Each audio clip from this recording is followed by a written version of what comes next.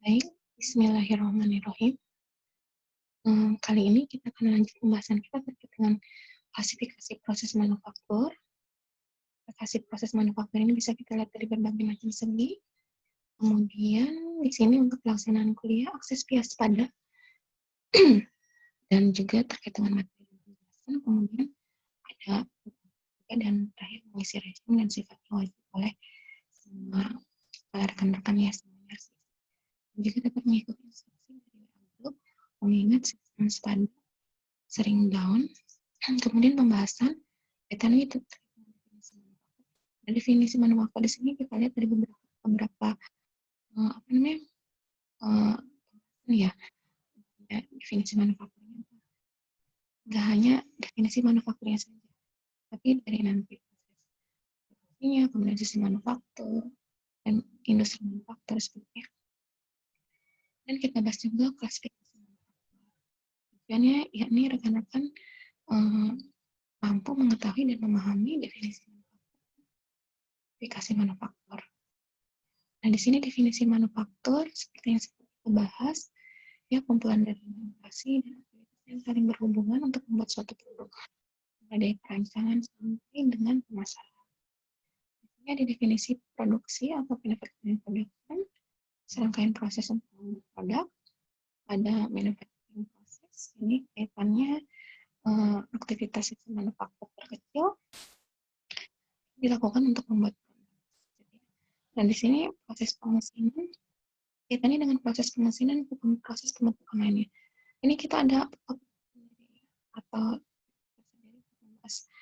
pemesinan dan beberapa proses ini. Dari ada manufacturing engineering atau rekayasa manufacturing. Ini kaitannya dengan perancangan proses, operasi, kemudian juga pengendalian. Sini ada sistem manufaktur atau manufacturing system. Ini kaitannya adalah dengan ini cakupannya lebih luas ya. Ini suatu organisasi yang melakukan berbagai kegiatan manufaktur hubungan gitu ya untuk menghasilkan satu pekerjaan. Nanti fokusnya bisa kaitannya dengan produksi, ongkos, dan utility. Di sini ada aktivitas manufacturing. Ini nanti teman-teman ada paket tersendiri nanti untuk membahas ini ya. Ada peran ya. Dan di sini juga nanti ada mata kuliah produksi atau kaitannya dengan perencanaan dan pengendalian produksi.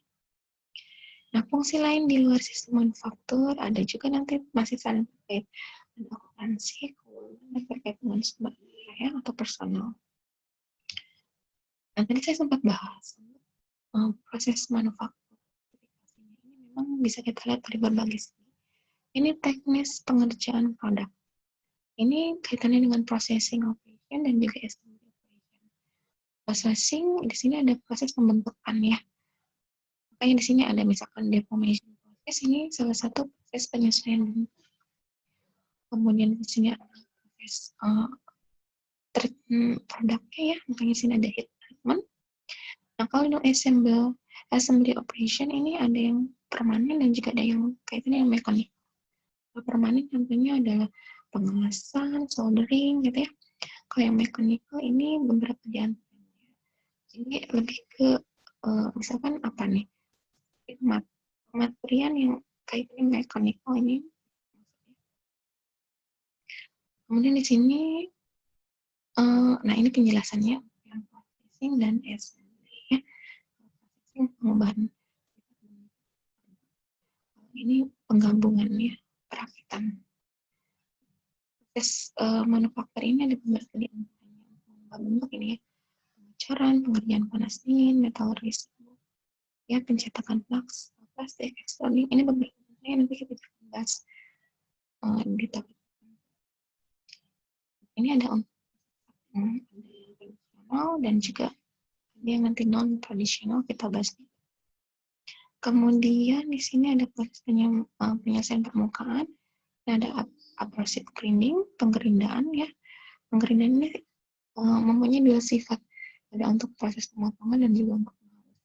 Ini ada amplastic fluorescent. Proses penyambung bagian, ini ada tadi welding, soldering, ini yang mechanical, ini yang permanen tadi ya. Pemanasan ada, dan ini solder. Nah, industri manufaktur ini terdiri dari industri primer, sekunder, dan tersier. Kalau primer ini eksploitasi sumber daya, sekunder mengolah, ya. Kemudian industri tersier bergerak di bidang jasa. Ini masih kaitan dengan industri manufaktur. Industri yang primer ada pertanian, kehutanan, peternakan. Ada yang sekunder, misalkan otomotif, kan minuman, seperti itu ya. Yang tersier, perbankan, komunikasi, pendidikan, ya, edukasi. Nah, untuk produk akhir ini, manufaktur juga terbagi ke dua kelas utama, barang konsumen dan barang modal. Barang konsumen itu yang langsung dibeli oleh konsumen, mobil, sepeda. Tapi kalau barang modal itu yang dibeli oleh perusahaan dan digunakan untuk menghasilkan barang atau menyediakan jasa. Contohnya apa? Pesawat terbang, kereta api, seperti itu ya.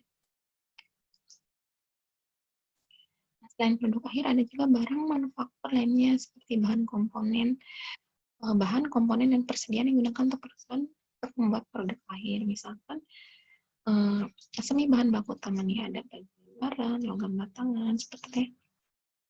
Nah, kalau kita bicara tentang klasifikasi manufaktur, kaitannya dengan produksi ini ada make to stock, handle to order, dan make to order, ada engineering order. Kalau make to stock ini sesungguhnya adalah membuat persediaan. Membeli barang, konsumen langsung mendapatkan produk tersebut. Ini misalkan contohnya ada makanan, minuman, mainan. Nah, kemudian baik kita lanjut nanti sebenarnya. Nah, untuk assemble to order di sini ini adalah ini disebutkan jadi memang ada persediaannya. Jadi ketika order satu barang, perusahaan dapat dengan cepat merakit komponen menjadi produk. Memang ada range waktu pembuatannya. Contohnya apa? Elektronik, komputer, seperti itu ya. Nah, ini yang make to order. Make to order di sini proses yang memang di sini mempunyai persediaan. Tapi memang cenderung dia waktunya menunggu agak lama ya. Jadi saat ada pemesanan baru dibuat seperti ya. Contohnya apa? Di sini adalah komponen mesin, komputer untuk riset. Jadi agak pesannya customize juga di sini. Oke, kita langsung ke sini ada make to order. Sebetulnya ada penjelasan terkait dengan aliran prosesnya, itu kita bahas. Ini ada engineering to order. Dan di sini engineering to order ini sifatnya juga customize. Memang tidak mempunyai persediaan sama sekali, misalkan apa ini pembuatan kapal gitu ya, militer, jadi memang tertentu di sini. Kita lanjut ke klasifikasi sistem manufaktur berdasarkan kuantitas produk. Ada produksi massa, produksi dan produksi job. Kalau produksi ini tingkat kuantitasnya sangat besar ya, mass production. Kemudian peralatannya juga khusus karena memang dituntut untuk menghasilkan. Produksi batch ini adalah dengan ukuran lot tertentu ya. Jadi sekali produksi misalnya 100 unit, 20 unit, 10 unit. Ya. Kemudian dan ini juga kalau untuk produksi batch ini karena tingkat keekonomisan tertentu. Misalkan memproduksi sekali 100 unit lebih murah dibanding kita memproduksi 10 atau 20 unit.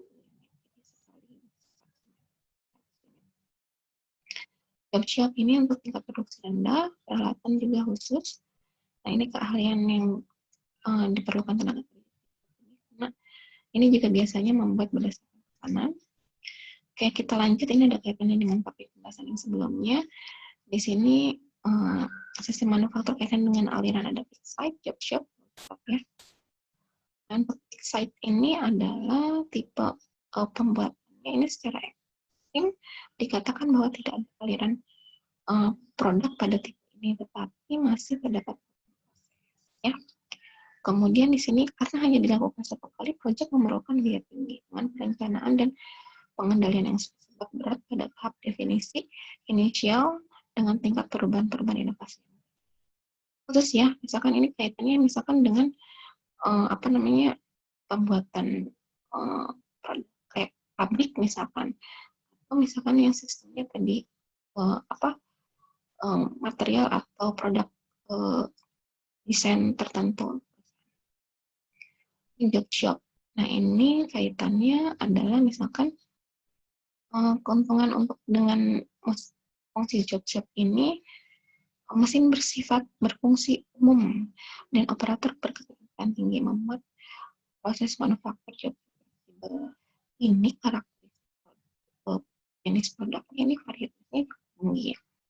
Karena dalam satu aliran tertentu bisa menghasilkan beberapa jenis produk. Kemudian kalau yang cloud shop ini kebalikan dari dari stasiun kerja dalam urutan operasi untuk membuat semua produk mengikuti standar tertentu. Contohnya misalkan ini untuk yang untuk misalkan lintas rakitan mobil, seperti itu, jadi khusus satu khusus. Nah, untuk yang cloud shop ini ada beberapa di antaranya, ada small batch line flow, ada yang large batch, dan ada yang continuous line. Kalau yang untuk cloud shop small batch ini contohnya seperti produk farmasi. Kalau untuk yang large batch ini pabrik mobil, spare part, gitu ya. Nah, kalau yang continuous ini sifatnya berkesinambungan alirannya. Contohnya berbasis lidah. Kayak di sini misalkan industri gula, minyak, logam lainnya, atau juga misalkan perusahaan biji memproduksi biji plastik. Oke, baik, pembahasan kali ini cukup sampai di sini. Jika ada pertanyaan bisa kita lanjut di sesi selanjutnya. Kurang lebihnya mohon maaf. Terima kasih. Wassalamualaikum warahmatullahi wabarakatuh. Alhamdulillahirrabbilalamin.